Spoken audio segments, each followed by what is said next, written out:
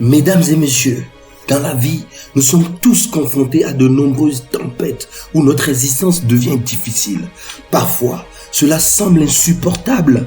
Il existe différents types de tempêtes, notamment les tempêtes émotionnelles où l'inquiétude vous envahit. Cela peut être la peur de quelque chose qui pourrait arriver ou bien quelque chose qui s'est déjà produit. Au cours de cette tempête émotionnelle, vous pouvez vous retrouver stressé, déprimé, mentalement, fragile à cause des épreuves, des turbulences que vous avez traversées. L'état du monde peut vous plonger dans la confusion et créer un nuage sombre au-dessus de votre vie. C'est très déprimant. La tempête finira par arriver. Peu importe qui vous êtes, personne n'est à l'abri. C'est la vie, mesdames et messieurs. Alors, comment affronter cette tempête lorsque vous êtes en plein dedans? Vous devez avoir la foi d'appeler les choses qui ne sont pas comme si elles les étaient. Vous devez avoir la force et le courage de persévérer, d'avoir le pouvoir de résister et de surmonter les difficultés, de revenir encore plus fort. Pour vous préparer à la tempête, vous devez vous tourner vers l'intérieur et commencer à travailler sur vous-même. Il faut vous ancrer, entraîner votre esprit à vous servir. La méditation est l'un des moyens d'y parvenir. La lecture, la musique, l'exercice physique sont également des moyens de calmer votre esprit, de clarifier vos pensées pour mieux réfléchir. J'ai moi-même mis en place un programme. Je lis des livres qui m'inspirent. J'écoute des enregistrements qui me motivent, car il y aura des moments où vous aurez du mal à vous lever du lit, où vous voudrez rester chez vous, où vous sentirez mal sans savoir pourquoi.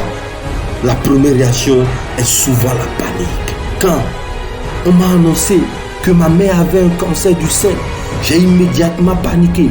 J'ai commencé à pleurer, à m'effondrer par terre en disant: oh mon Dieu, je ne peux pas supporter ça.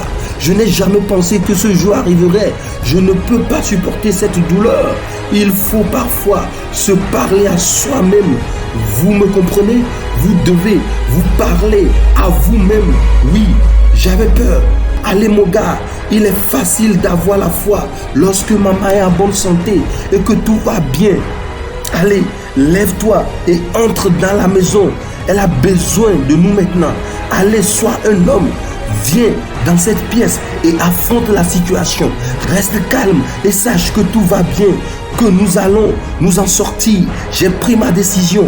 Peu importe ce que cela implique, peu importe le nombre de discours que je dois prononcer, le nombre de séminaires auxquels je dois participer.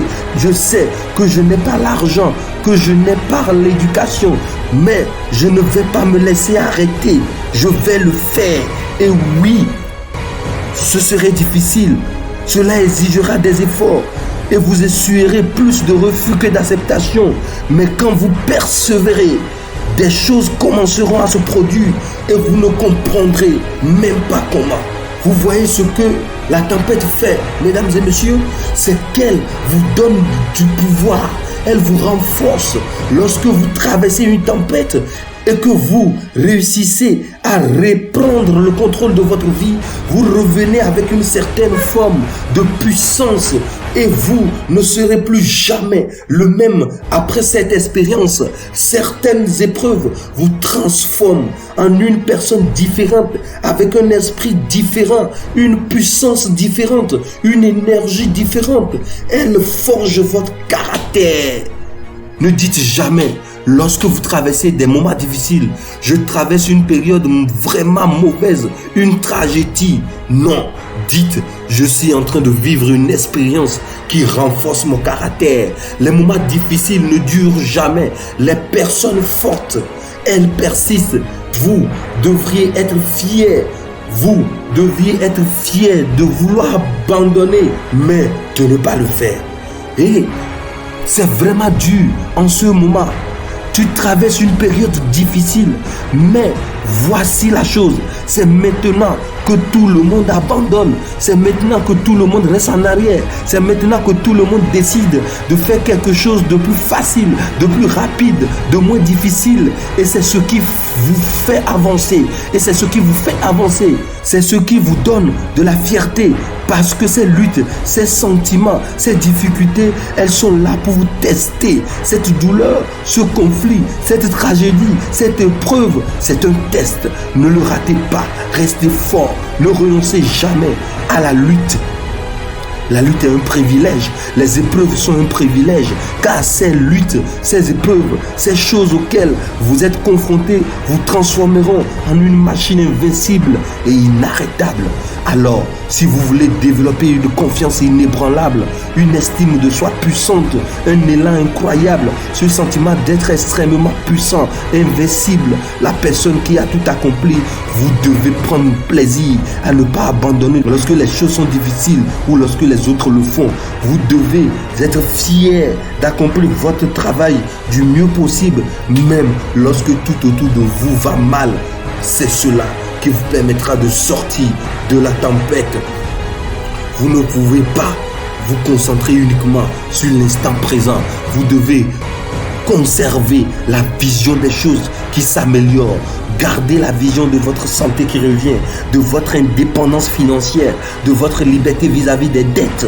Gardez la vision des relations harmonieuses.